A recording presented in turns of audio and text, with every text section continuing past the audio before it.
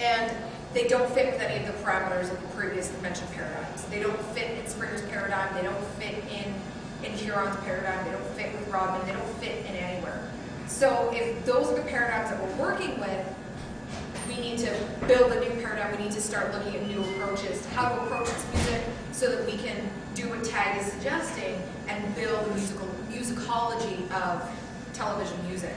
I mean, when you think about television advertising being an interruption of the programming, or the programming being an interruption of the advertising, and 90% of advertisements use music. This is a huge field. And classical music, not having any rights to it, is free. So in a world like today, where the world economy has gone all to poo and nobody can afford to pay the Rolling Stones $10 million for a 15-minute snippet of music, you know, they really are capitalizing on these cultural goods. Okay? So what I propose is that there is not that one way, that high cultural established televisual code. That there are in fact 4 different ways in which classical or opera music is used in television. There's the already established high culture musical televisual code that we understand, British Airways themes and all that sort of BS. Then the other 3 that I'm suggesting are what's called throwback, capitalization and creation of emotion, and lacking in cultural value or being meaningless. And 3 advertisements I have very clearly lay this out. It's really great. So the first one is the throwback. So throwback, I mean, we're all kind of in the postmodern world kind of familiar with this, the idea of throwing back Mamma Mia, the film Mamma Mia being a throwback to ABBA, you know, the idea of Gap and their skinny black pants using, you know, the images of Audrey Hepburn being a throwback to that kind of style. So it's taking something of cultural value and bringing it forward, but referencing it, but still subverting it. So there's a lot of different things at play in that throwback, but it's still acknowledging that there's something of cultural value. So it's how we're approaching these things. So with the throwback, the first thing we come across is the black video game commercial. So the reason why I'm going to call this the throwback, and this is where Rodman's codes of television music come into play, because this would be an easy place to say, you know, it's classical music and that's what the music is doing, and one argument when I was originally looking at the analysis of this advertisement was to say, okay, it's for a video game, it's for a really violent video game. When we think of first-person shooter games, we think of 15-year-old pimply-faced boys sitting in the basement with their little, you know, like controllers, and mommy and daddy have spent $300 or $600 or $800 on a PS2 console, and the game is $80 and that sort of thing. And that's kind of the assumptions that we're working with when we're taking a look at something like this. And so originally when I was looking at this and working with Rodman's codes of television music, I was thinking, well, this is actually not marketing to the end consumer, this is marketing to the person who's buying it. It's marketing to the parents. And the music starting very harsh and decrescendoing as the escalation or crescendo of the violence that's happening in the image, you know, those 2 things kind of intersect. The music is softening the violent images that we're seeing on the screen. And that's a very easy, assumptive place to come from when we're looking at something like this. The fact is, the median age for first-person shooter games, especially one like Black, which is a very high-end, very sophisticated game, median age is 31. So somebody who's 31 years old, in their late 20s, early 30s, they can afford the console, they can afford the game, that sort of thing. Unless they're in their doctorate at the University of Alberta. Unless they're writing their doctoral. On circuit bending. But that's what it is. The doesn't cost that much. Age of a first-person shooter game player is somebody who's going to be in their 30s. So that's something to consider. So that really throws Rodman's ideas out the window. And so what I'm seeing here is that we're looking at the commercial in a holistic light. We've got high cultural music, we've got high cultural images. We look at this image, we see the busts and the checkered floor and the lighting and the pictures and that sort of thing. As we go through the room, you'll actually notice that as the destruction happens, the destruction is happening to the objects of cultural value, that old cultural world. It's acknowledging that that old cultural world exists. It's saying, yeah, it exists, but guess what? This is the world that we live in. We live in an updated world. It's throwing back to that, but then subverting it at the same time. The same way the Gap is taking the image of Audrey Hepburn and saying that, yes, these are the skinny black pants that Audrey Hepburn wore, which we all know. But guys wear it now. But guys wear it now too, because they're all emo and shit. Right? So we see these things happen. We see it's the pillars, the marble, the books. But you'll notice that the flags are left untouched. The guns that are hanging on the wall are left untouched. The television itself explodes from the inside out and not from the outside forces, not from the gunfire that's coming from our point of view, right? There's actually, when you look really closely on the coffee table, there's a modern coffee service. That coffee service isn't affected, yet the leather sofas are. So it's taking a look at those things and throwing back to that. And as it focuses in on the images that are the actual focus of the marketing, that's when we start seeing that we stop hearing the music becomes the background, and the sounds of the sounds that are coming from the video game become the foreground. So that's when we start seeing that focus. And then we see the television, as you can see here, the television is exploding outwards. And again, modern images, the guns, the globe, that sort of thing, are not affected. And then it turns into the advertisement for the video game. I've tried playing this video game, I'm not very good at it. Yeah. Anyways, so You can afford it? I actually borrowed it from a friend. I borrowed a PS2, and I borrowed the video game from a friend, and he's in his 30s. Yeah, he's in his 30s. Divorced in his 30s. But anyways, yeah. So Hardcore. with the music, it's once the music stops that we get that punctuation at the end that everybody laughs at when this chandelier falls from the ceiling. So that's kind of solidifying that throwback, and it's really kind of just putting the knife into that sort of thing.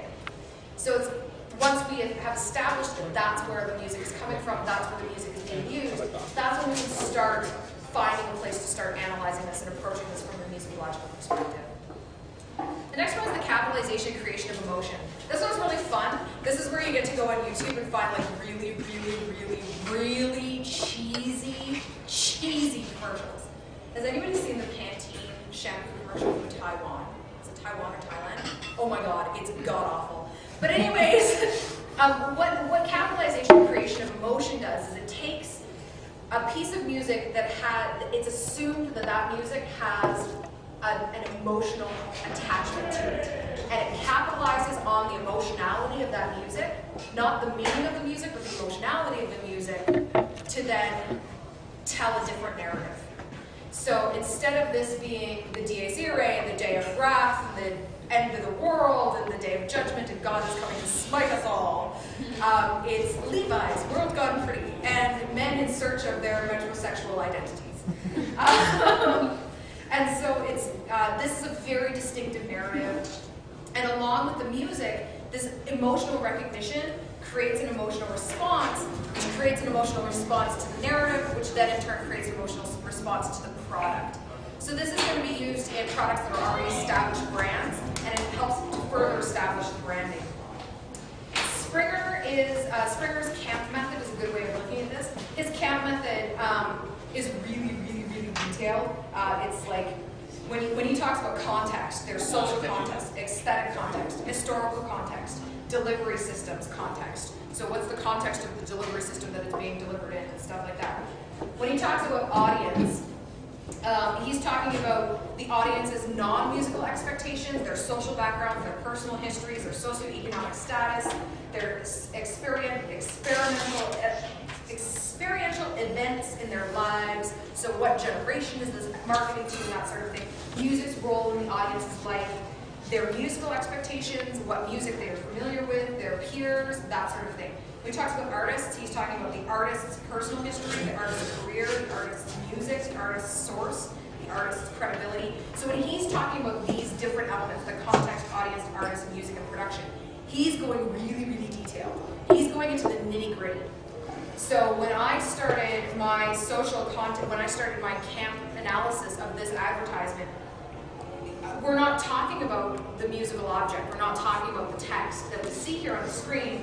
I'm talking about Hurricane Katrina and rising oil prices and that sort of thing, because that's what's happening with this music at that time. When in fact, what's actually happening is a capitalization on emotion. The music's actually been cut. If anybody's really familiar with the Dies Irae, the Dies Irae actually starts with that really harsh music, boom, boom, and the big timpanis and all that great stuff. What we hear here, and what I saw everybody doing, is the music actually starts at the end of that movement. It's very quiet. It draws us in. It breaks that audiovisual contrast. We're assuming we're going to be seeing or hearing something different, and it draws our attention to it through this. And so that's the way it's going to draw our attention. And then we're paying attention both visually and orally as we're watching this advertisement. And so it's not only breaking the audiovisual contract, but it's really subverting the subjectivity of the viewer and the consumer of this product. And then as it goes on, we can see that what he's actually doing, there are actually 3 male identities. So we've got the first male identity, and he's the macho man. He's got a little gun in his belt, this little G.I. Joe character, and he's wearing army boots, and he's got hair in his chest and that sort of thing. All of the other men in the narrative are the metrosexual Ken dolls. And it's really built on this metrosexual Ken doll idea. So he's searching for his male identity in this world, and he goes through, it's when he arrives in the gym that audiovisual contract is really impacted upon us. And we hear that harsh music. He experiences the baptism by hot wax. and he really buys into this. And that's when he realizes, and as the music is going on, the music is really carrying along with this. The furthest he gets from his original identity is the furthest the music, theory-wise, harmonically, gets from its original source. It starts in G minor, it ends in G minor, and here it's like in F sharp, I don't know, mixolydian or something. It's really like, it just moves so far away from where it started. And it's really, really harsh sounding, and these really harsh accents as he's trying to figure out the coffee and that sort of thing. And then he gets to the beer, and this is the last straw, no carb beer. And the music is really bought into this. And it's as he starts stripping off the clothes, stripping off the metrosexual identity, that the music is telling us that something is changing in his identity, but we have already bought into that audiovisual contract. We're listening semantically, so we're not consciously thinking of it, but it's what's happening. It's when he arrives naked in his room that we arrive at G major. So it's the first major sonority. It's a sustained major sonority, and it's a solid place to be, and he ends up in E major and F sharp major and all these major sonorities for a sustained period, and then he picks up his G's, we're back in G minor, we're back at the place that we started at. So the music is following that narrative.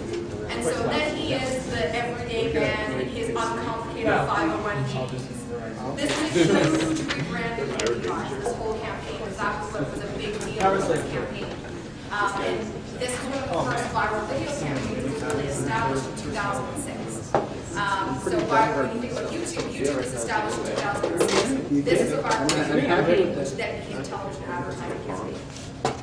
So this is happening in the wake of Levi's losing like 30% market share. Levi's is still the most recognized jean brand, but they've gone from like 100% market share to about 50. So that sort of thing.